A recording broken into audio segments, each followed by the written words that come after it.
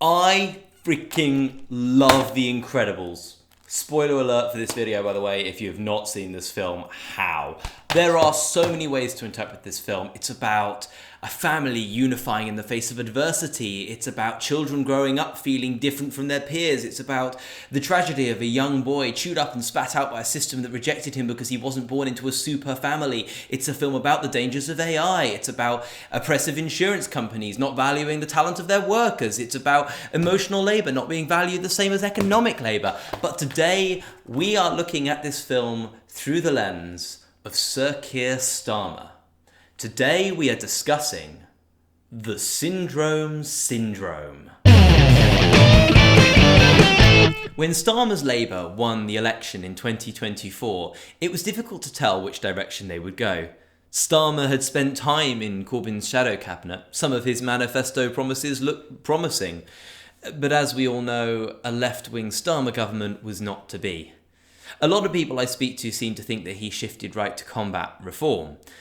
But I have a slightly different theory. Buddy Pine, aka Incrediboy, aka Syndrome, after being rejected by Mr. Incredible, decided the only way to make it big as a superhero was to create a monster and then publicly destroy it. Syndrome built intelligent robots, which could learn a superhero's fighting style and then use that knowledge to kill them. The first part of the plan was to use the robots to kill all existing superheroes, and the second part was to let a robot loose on the city and then swoop in and save the day.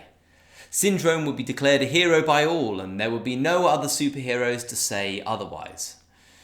Unfortunately for Syndrome, his own machine outsmarted him. And if it hadn't been for the Incredible family and Frozone, the robot would have rampaged the city totally unstoppable. For all of Starmer's life, it has been Labour versus Conservative.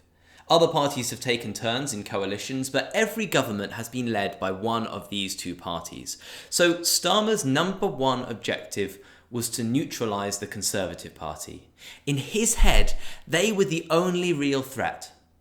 Starmer shifted his policy lines so far into Conservative territory that it became increasingly difficult for the Conservatives to argue against him. What's more, for a party with only as many MPs as the DUP, Starmer gave reform a disproportionate amount of airtime, bigging them up as his main opponent to take even more ground away from the Conservatives. And it worked. Starmer's creation has, I'd argue, done a pretty good job at killing off the Conservatives. I understand the notion that the Conservatives as superheroes might be a difficult part of this metaphor for some of you to understand, but when you consider that the superheroes were basically a nepotistic bunch of vigilantes who helped cops lock up desperate people without addressing any of the real causes of crime, kind of tracks. Anyway, here's what Starmer didn't consider. Sometimes the monster bites the hand that feeds it. Sometimes the machine outsmarts the maker. Sometimes the syndrome occurs. I can't help but think Starmer has unleashed something big and something very bad on us, and I don't think he has any clue how to stop it. It's not the first time a politician has played this sort of game. David Cameron loved a referendum over anything he didn't want to change. By giving his opponents an opportunity to campaign against him, he created monsters, fought them, and destroyed them, selling himself as the hero. Single transferable vote and Scottish independence went exactly as planned. We all know the EU membership didn't.